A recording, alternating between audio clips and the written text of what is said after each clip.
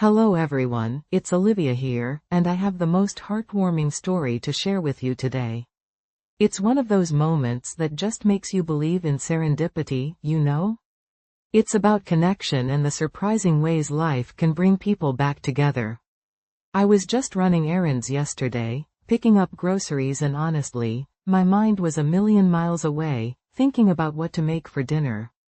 And then, as I turned the corner into the bakery, there she was. An old friend, someone I hadn't seen in years. It took me a moment, a complete double take, but it was her. The years just melted away, and this wave of warmth washed over me. It felt so soothing, like a gentle hug for my soul. Honestly, it felt like magic. You will not believe what happened next. So, let's begin our exciting journey of English improvement together. And remember, new videos are released daily focusing on English speaking and listening skills to help you improve and enjoy your learning journey. Okay, so grab a cuppa, settle in, because I have a story to tell you. It's about a quiz. Sounds boring, right? Oh, but you'd be so wrong. This wasn't just any quiz, it was an experience. It was the day I truly learned that sometimes, the journey is far more important than the destination. And honestly, the destination, in this case, was pretty hazy to begin with. It all started a few weeks prior. My friend Sarah, you know Sarah, right? The one with the infectious laugh and an unhealthy obsession with trivia nights? Yeah, that Sarah. She calls me up, practically buzzing with excitement. Guess what? She squeals, and I already know it's going to involve some sort of competitive knowledge-based activity. Sure enough, there's a huge interdepartmental quiz happening at work, and she wants us to form a team. Now, quizzes aren't really my thing. I'm more of a creative type, you know? My brain is a messy attic of half-finished poems and blurry watercolor landscapes, not neat rows of facts and figures. But Sarah, bless her heart, was so enthusiastic, I couldn't bear to say no. Besides, the grand prize was a weekend getaway to a spa. A spa. Imagine, hot stones, soothing music, complete and utter relaxation. Okay, I was slightly more on board after hearing about the prize. So, we rope in David from accounting, the guy's a walking encyclopedia, and Maya from marketing, who, as it turns out, has a surprising knack for geography. Team Quizzy Rascals was born. Yes, I know, terrible name. I voted for the Brainiacs, but Sarah insisted on something fun and quirky. Anyway, the weeks leading up to the quiz were a blur of frantic Google searches, panicked library visits, and increasingly chaotic group study sessions. Sarah had printed out mountains of practice quizzes, David kept correcting our pronunciation of historical figures, and Maya was obsessed with learning all the world capitals. Me? I mostly provided the snacks. Hey, somebody had to. And let's be honest, my contribution to the actual knowledge pool was minimal, at best. The day of the quiz finally arrived. I was a nervous wreck. My stomach was doing flips, my palms were sweating, and I had this persistent feeling I was going to forget everything I'd crammed into my brain the night before. The venue was the company auditorium, usually reserved for boring presentations and mandatory HR training. But today, it was buzzing with energy. Teams were huddled together, whispering strategies, flipping through notes, and generally looking way more prepared than us. The air was thick with anticipation, the faint scent of coffee mingling with the nervous energy. We found our designated table, which was right under a giant, flickering fluorescent light. Great. My headache was already brewing. As we waited, I scanned the room, taking it all in. Colorful balloons bobbed against the ceiling, cheesy pop music blared from the speakers, and a giant projector screen displayed the quiz logo. A ridiculously large question mark with a smug-looking cartoon brain perched on top. Subtle. The quizmaster, a tall, energetic woman with a booming voice, took the stage. She explained the rules: no Googling, no whispering, no bribing the judges. Seriously, someone actually asked, and then, it began. The first few rounds were a blur. Questions on history, science, literature. I managed to contribute a few surprisingly correct answers, thank you, random facts gleaned from years of pointless internet browsing. But mostly I relied on my teammates. David, as expected, was a powerhouse, rattling off answers like a human Wikipedia page. Maya's geography knowledge was impeccable, and Sarah, despite her initial nerves, was surprisingly quick on the buzzer. But then came the music round. Oh, the music round. This is where things got interesting. See, I love music. It's my thing, my passion. So, when the first song started playing, a familiar 80s synth-pop tune, I knew this was my moment to shine. I slammed my hand on the buzzer, practically vibrating with excitement. Aha, take on me, I blurted out, before the quizmaster had even finished reading the question. Silence. The entire auditorium seemed to hold its breath. The quizmaster raised an eyebrow. Close, she said slowly, a mischievous glint in her eye, but not quite. The question was, what year was this song released? My face burned. I wanted the earth to swallow me whole. My teammates were trying to stifle their laughter, bless their hearts. The correct answer, by the way, was 1985. I knew that. Of course, I knew that. But in my eagerness to prove myself, I'd completely jumped the gun.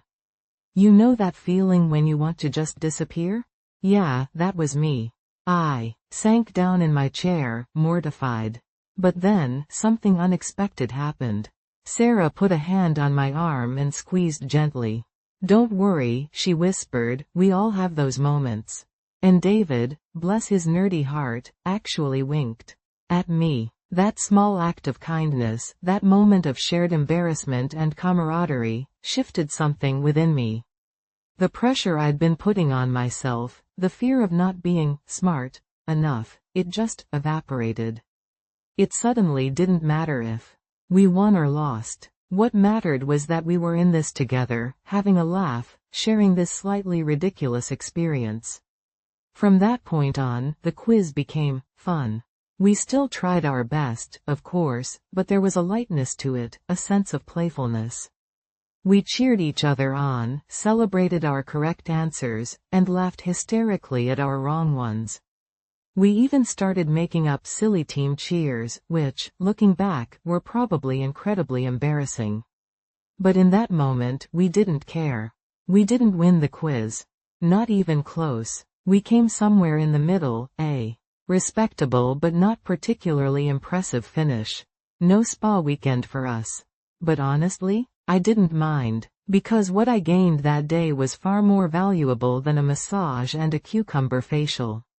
I gained the realization that it's okay to not know everything, that it's okay to make mistakes, and that sometimes, the most enriching experiences are the ones that push you outside your comfort zone, the ones where you learn something about yourself, about your friends, about the surprising power of a shared laugh in the face of a giant, smug-looking cartoon brain. So, yeah, that's my quiz story. It's a story about friendship, about embracing your inner goofball, and about discovering that sometimes, the best prize you can take home isn't a trophy, but a memory. And a renewed appreciation for the music of aha. You know what I mean? So, you know how sometimes a memory just pops into your head? Like a little jack in the box of nostalgia? Well, that happened to me just the other day. I was sorting through some old boxes, the kind filled with the flotsam and jetsam of life, you know? And I stumbled across it. A handmade card. Not just any handmade card, the handmade card. It was a bit battered, edges softened with time, the colors a little faded, but it was instantly recognizable. It took me right back. Whoosh. Just like that. Back to being a kid, maybe, 8? 9 years old? Definitely still rocking pigtails and a gap-toothed grin. See, back then, my grandma, Nana Rose, was my whole world. She smelled of lavender and freshly baked bread, a combination that, even now, makes my heart ache a little with longing. Her house was a wonderland. A proper, old-fashioned house with creaky floorboards, a ticking grandfather clock in the hall, and a garden overflowing with roses, her namesake, of course. And her craft room? Oh, her craft room was magical. Glitter, ribbons, buttons, paper in every color imaginable, it was a treasure trove. Nana Rose's birthday was coming up, and I wanted to make her something special. Something more than just a drawing, which, let's be honest, was my usual artistic contribution. I wanted to make her a card. A real, grown-up card. But not just any card. It had to be spectacular. It had to convey the enormity of my love for her, which, at that age, felt as vast as the ocean. So, I embarked on my mission. I snuck into Nana Rose's craft room, which, in my mind, was an adventure in itself. The room was bathed in the soft afternoon light, dust motes dancing in the golden rays. It was so quiet, except for the gentle rustle of tissue paper and the rhythmic tick-tock of the grandfather clock echoing from the hallway. I tiptoed around, my heart thumping a little faster with the thrill of the forbidden. Don't tell Nana Rose. I spread out some newspaper on the floor, because, 8-year-olds and glitter are a messy combination. I carefully selected a piece of thick, creamy cardstock. It felt so luxurious in my small hands. Then came the hard part, the design. I rummaged through Nana Rose's stash, my eyes wide with possibility. There were sequins, feathers, beads, stickers. Oh, the stickers. Puffy, glittery stickers of butterflies, flowers, and jackpot. A tiny, smiling sun. It was perfect. I started with the sun. It went right in the middle of the card, beaming out at me. Then, inspired, I decided to create a whole sun-filled scene. I glued down bright yellow and orange construction paper to make a sky. I added fluffy white clouds, carefully cutting them out with child-sized safety scissors, the kind with the rounded tips. Let me tell you, cutting out intricate cloud shapes was a serious undertaking. There were a few casualties. Some looked more like abstract art than clouds, but hey, it added character, right? Next, I added the butterflies. Lots of them. A whole flutter of glittery butterflies dancing around the sun. Because Nana Rose loved butterflies. She said they reminded her of dancing fairies. I even tried to draw some flowers, but they ended up looking more like, well, let's just say they weren't winning any botanical awards.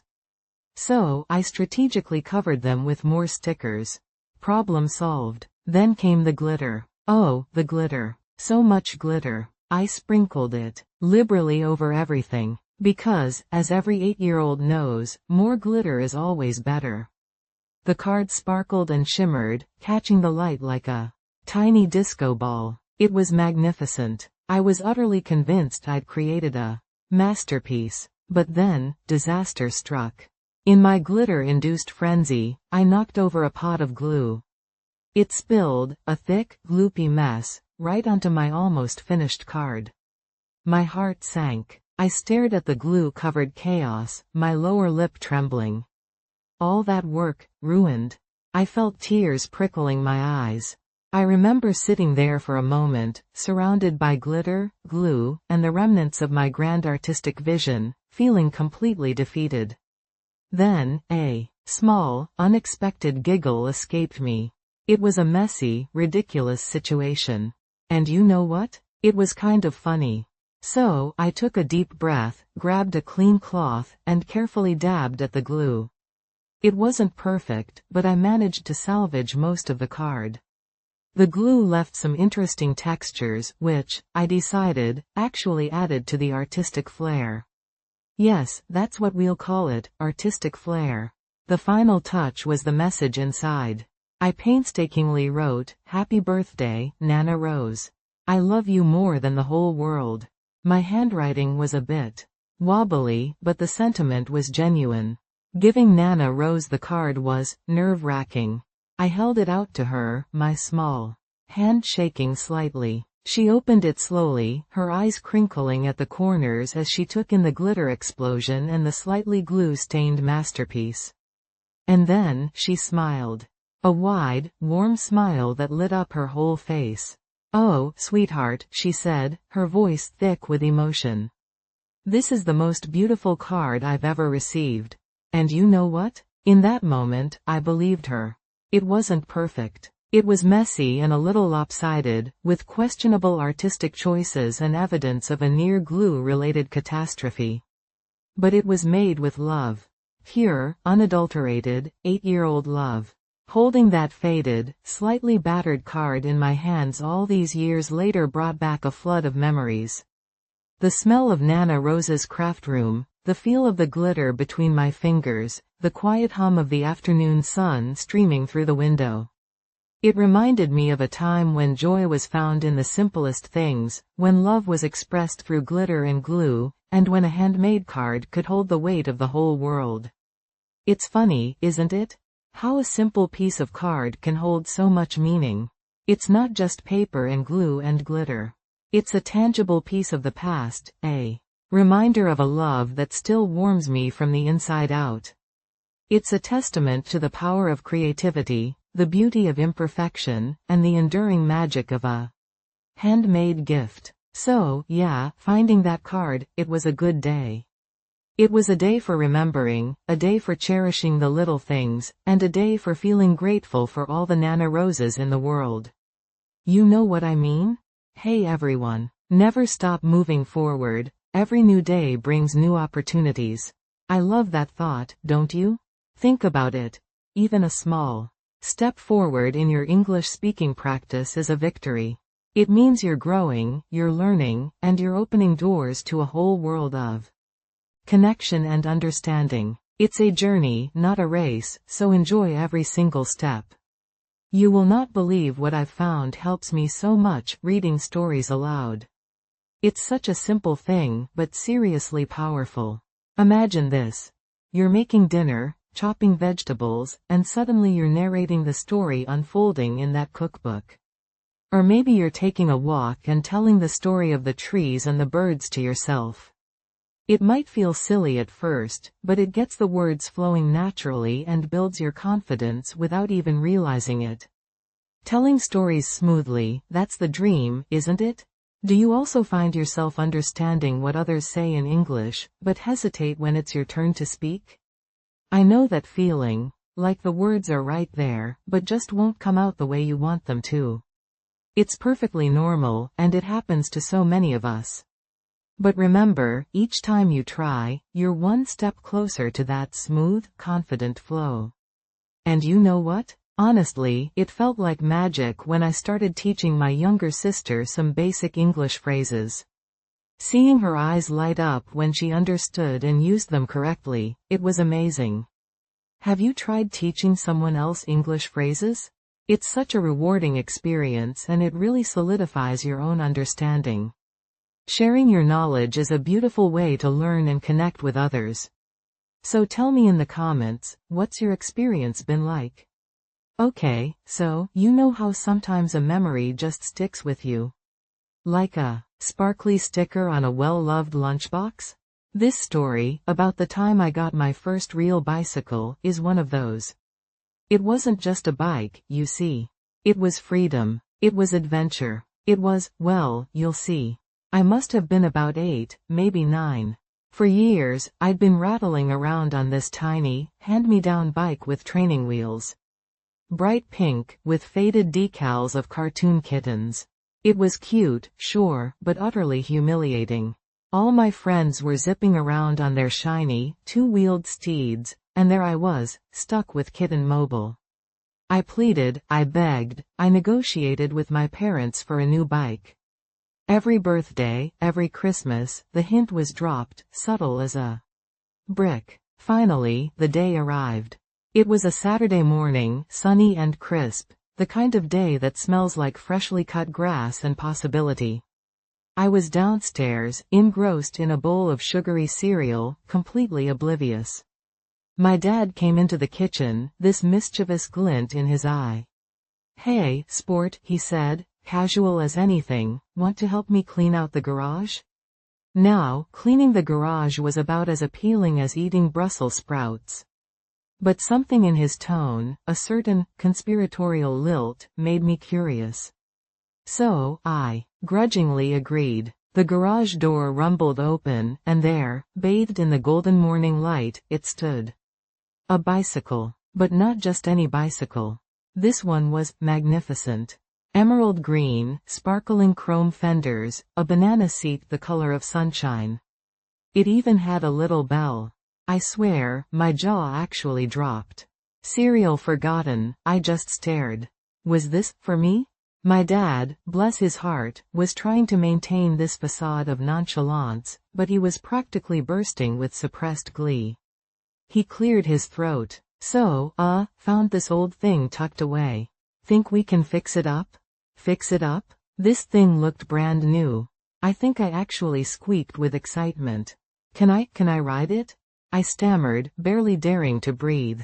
He grinned, finally giving in to his amusement. Well, it is yours, kiddo. And that's when the real adventure began. You see, there was one small snag. I didn't know how to ride a two-wheeler. The training wheels on Kitten Mobile had become a crutch. I'd never actually learned to balance. My dad, ever the optimist, assured me it would be a piece of cake. Just like riding a bike, he said, which, ironically, wasn't helpful at all.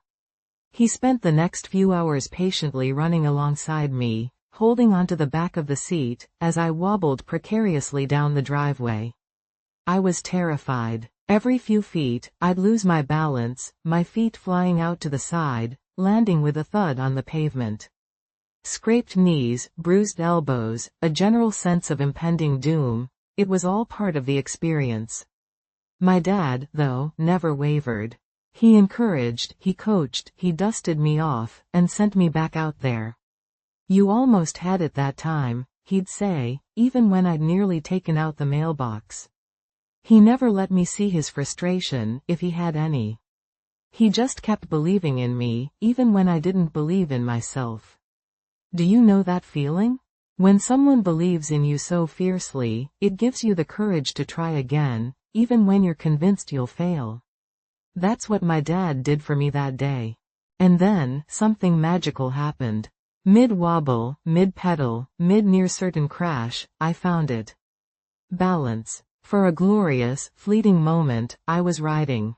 Actually riding. The wind whipped through my hair, the sun warmed my face, and I felt free. It was exhilarating. I whooped with joy, a sound of pure, unadulterated triumph.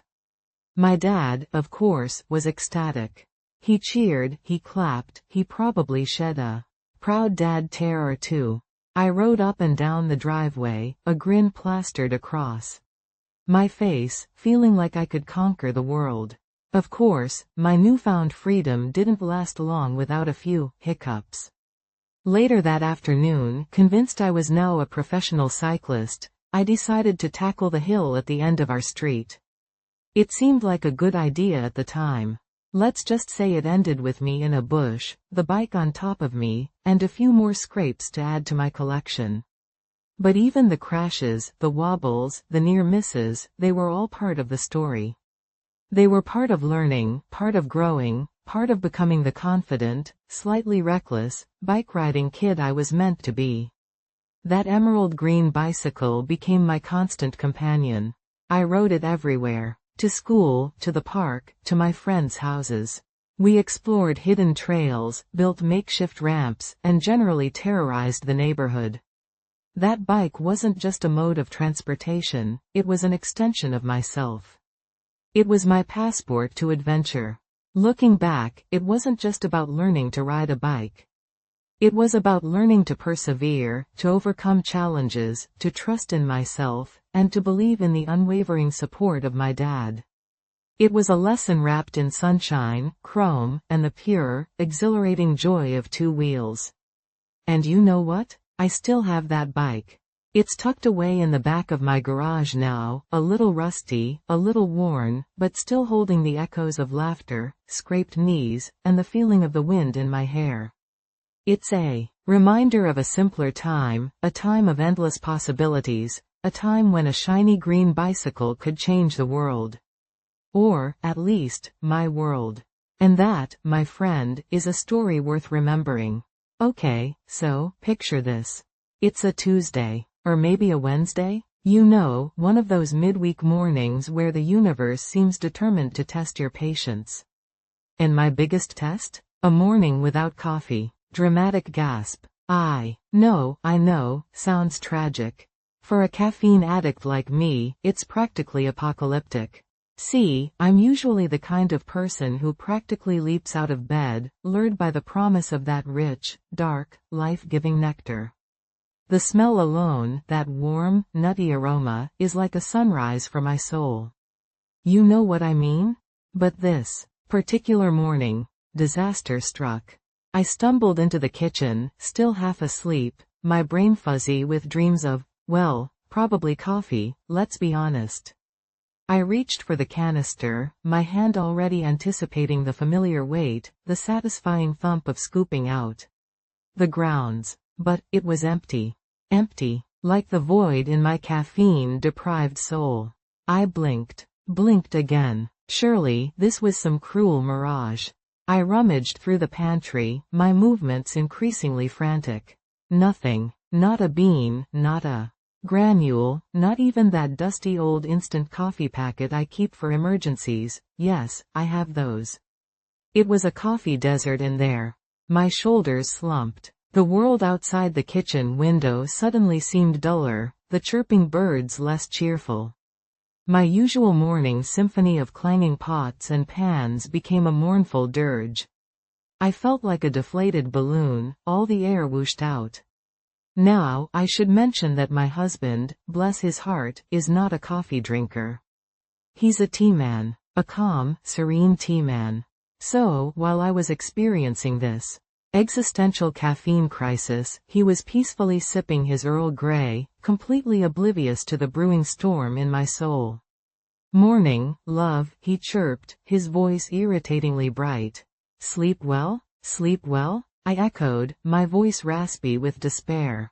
There's no coffee. He blinked. Oh, right. We ran out yesterday. I was going to pick some up later. Later? Later? The world was ending, and he was talking about later.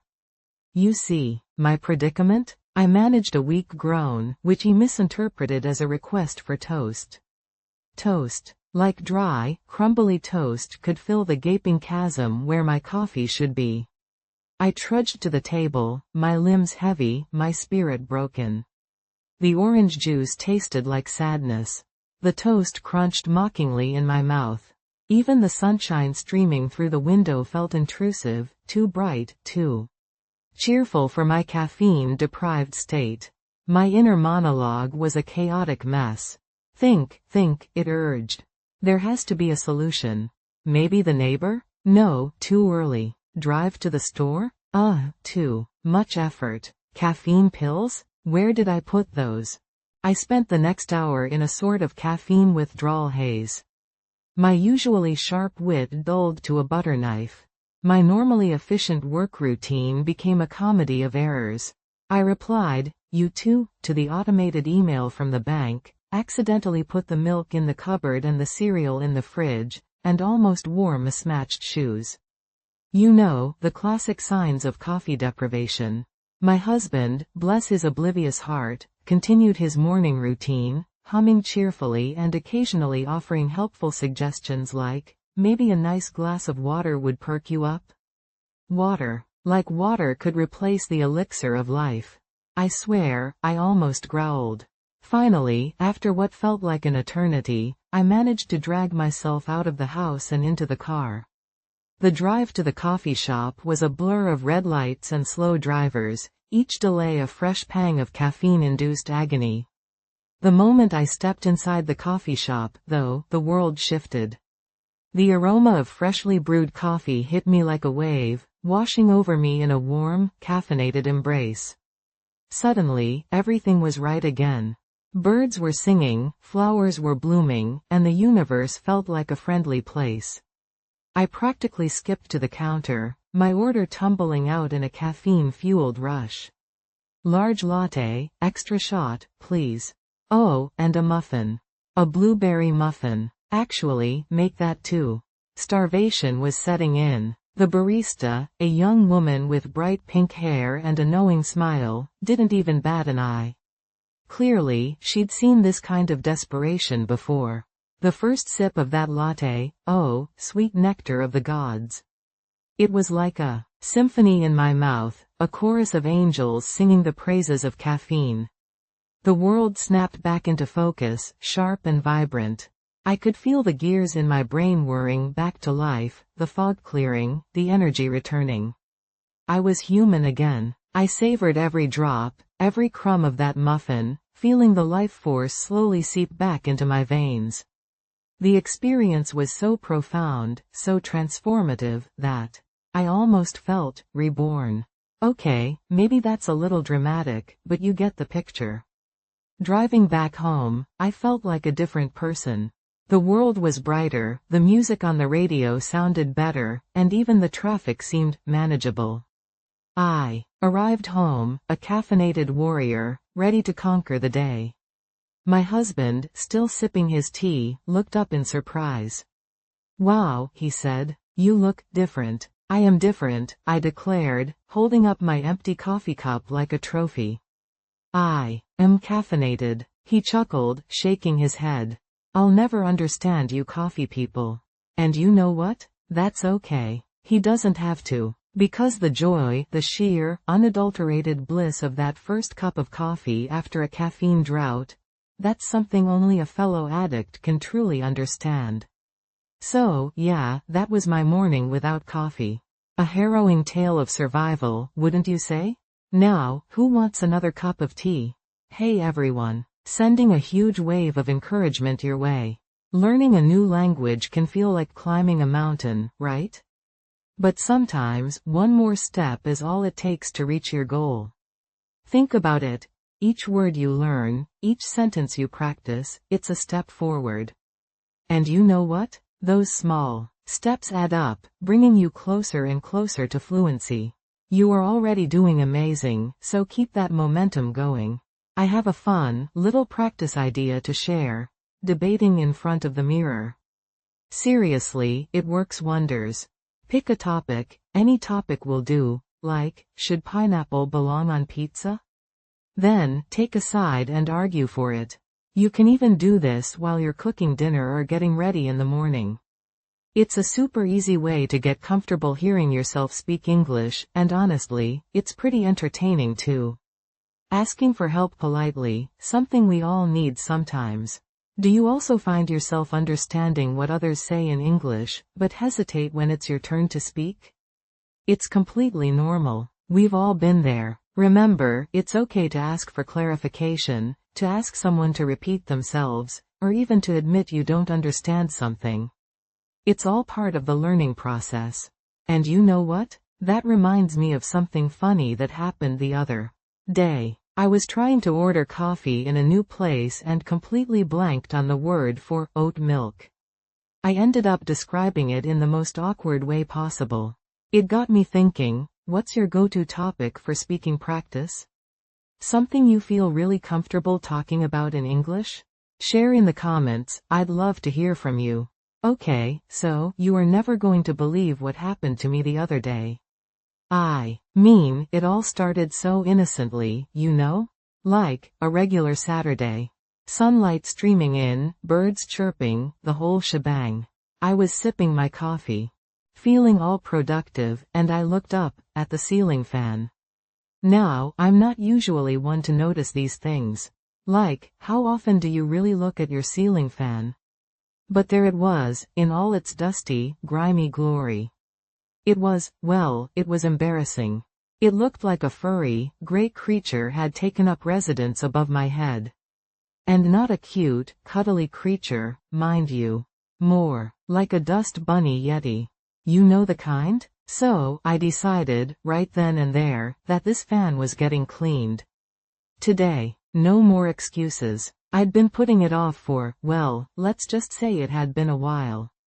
I'm talking geological ages. Dust had settled upon dust, forming sedimentary layers of, well, you get the picture. It was bad. First hurdle. Finding a ladder.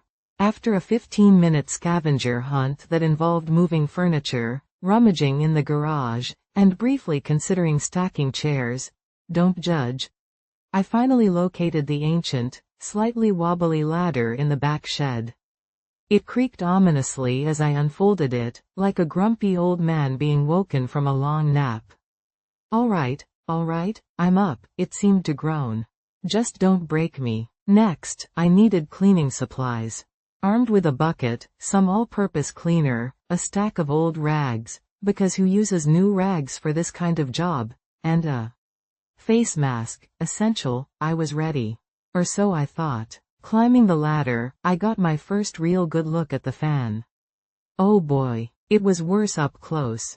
Thick layers of dust clung to the blades like they were glued on with superglue made of ancient lint. I could practically feel my allergies flaring up just looking at it. Now, here's where I made my first mistake.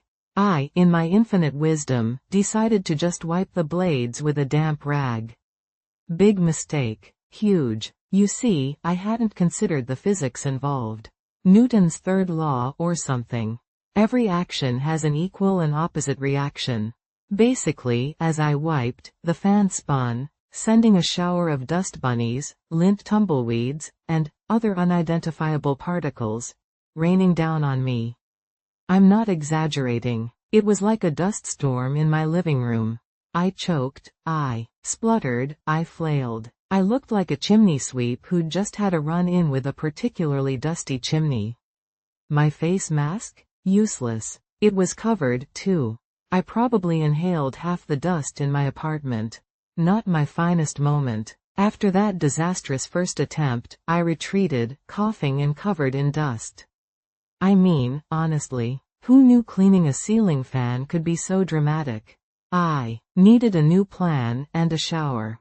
Post-shower and feeling slightly less like a dust monster, I devised a new strategy. This time, I'd be smarter. I'd outsmart the fan. I found an old pillowcase. Yes, a pillowcase. Hear me out. The plan was to gently slide the pillowcase over each blade, one by one, trapping the dust inside, then carefully removing the pillowcase and its dusty contents. Genius, right? Well, it was better. Definitely less of a dust explosion. But it was still tedious. Each blade took forever. And the fan, bless its heart, was not cooperating.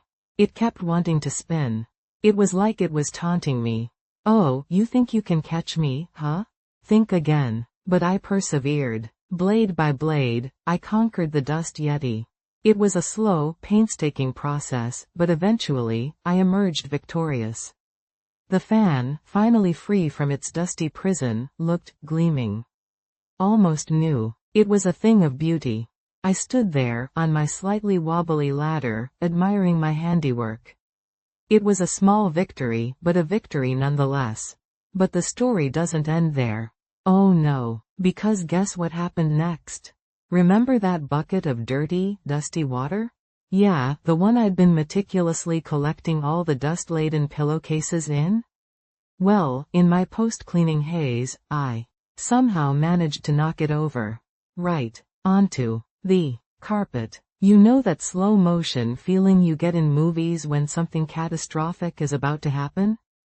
That was me. Watching that murky, grayish-brown water slosh across my freshly vacuumed, yes, I'd vacuumed pre-fan cleaning, like a responsible adult, carpet. It was a moment. Let's just say I spent the next hour scrubbing the carpet. The irony was not lost on me. I had started the day trying to clean one thing and ended up having to clean two. The universe, it seemed, had a sense of humor. But, you know what? Even with the dust storm, the tedious pillowcase maneuver, and the great bucket incident of 2023, or whenever this happened, time is a blur, I felt good. Accomplished. My apartment felt cleaner, brighter. The air felt lighter. It was like I'd not only cleaned my ceiling fan, but also cleansed my soul. Okay, maybe that's a bit dramatic. But seriously, it felt good. And the best part? Now, when I look up, I don't see a dust bunny yeti staring back at me. I see a clean, shiny ceiling fan. And that, my friend, is a beautiful sight. So, yeah, that was my day cleaning the ceiling fan. It was an experience.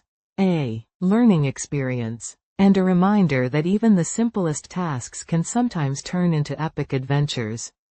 What about you? Any cleaning horror stories? Or maybe cleaning triumphs? Do tell. I need to know I'm not alone in this crazy world of domestic chores. Right? Right. Okay, more tea? So, you want to hear a story? Grab a cup of something warm, settle in, because this one's a bit of a ramble, just like that forest path I'm about to tell you about. It happened, I don't know, maybe a month ago? Time gets fuzzy these days. Anyway, I was feeling blah. You know that feeling? Like a sock that's lost its elastic.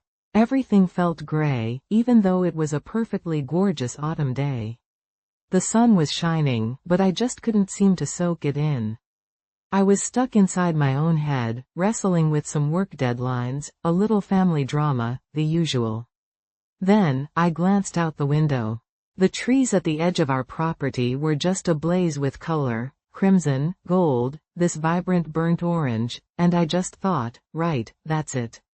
I need out. So, I grabbed my oldest, comfiest sweater, the one with the little hole in the elbow, you know the type? Laced up my hiking boots, and just walked. No destination, no plan, just me and the woods. Our property backs onto this huge swath of forest, a real, proper, get lost for days kind of forest. I've lived here for years, but I rarely venture that deep. Usually, I stick to the well-worn paths, the familiar routes. But this day, I felt like I needed something different. Something untamed. The air was crisp, that perfect autumn chill that nips at your nose but warms your soul. The leaves crunched beneath my feet, a symphony of rustles and crackles. It's funny, isn't it, how such a small sound can be so comforting. Like the world whispering, it's okay. Just breathe. The deeper I went, the more the sounds of the everyday world faded away. The distant hum of traffic, the barking of the neighbor's dog, gone. Replaced by the gentle susurrus of the wind through the trees, the chirping of unseen birds, the occasional rustle in the undergrowth that made me jump a little, squirrel, probably. Though, part of my brain, the part that reads too many thriller novels, did wonder if it was something bigger. Don't judge me. I started to notice things I hadn't seen before, even though I'd walked these woods 100 times. The intricate patterns of moss on fallen logs, the tiny mushrooms peeking out from beneath the leaves, like little gnome umbrellas. The way the sunlight filtered through the canopy, dappling the forest floor in gold. There was this one particular tree, an ancient oak, its branches reaching up like gnarled fingers towards the sky. It was huge, majestic, and I just felt drawn to it. I sat down at its base, leaning back against its rough bark, and closed my eyes. You know, sometimes I think trees are like silent, wise old friends. They've seen so much, witnessed the changing seasons, the passing of time. They just radiate this sense of stillness, of peace. And in that stillness, something shifted inside me. All that buzzing anxiety, the worries that had been swirling around in my head, they just settled. Like dust motes drifting to the bottom of a glass of water. I don't know how long I sat there. Time kind of lost all meaning. I just breathed, listened to the sounds of the forest, and let myself be. Then, a flicker of movement caught my eye. A small deer, a doe, had wandered into the clearing. She stopped, her large, brown eyes fixed on me, and for a moment, we just stared at each other. It was magical, like something out of a fairy tale. Then, just as quickly, she was gone, flitting back into the shadows. I smiled. It was a real smile, not one of those polite, surface smiles I usually wear. A genuine, from the inside-out smile. I hadn't realized how much I'd needed that moment, that connection with nature, with something bigger than myself. Feeling lighter, almost buoyant, I started to wander back. But guess what? I got completely turned around. I'd wandered so far off the familiar paths that I had absolutely no idea which way was home.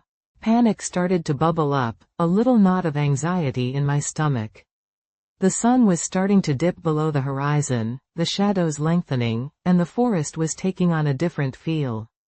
A little spookier. I pulled out my phone to check the map, but of course, no signal.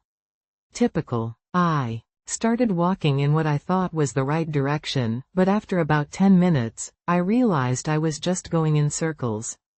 My heart started beating a little faster. Okay, I told myself, don't panic. Just think. I remembered something I'd read once about using the moss on trees as a compass. Moss tends to grow on the north side of trees in the northern hemisphere. I wasn't entirely sure if it was true, but it was worth a shot, right? So, I started looking at the trees, scanning for moss. And you know what? It seemed to be working. I picked a direction, the one with the most moss, and started walking.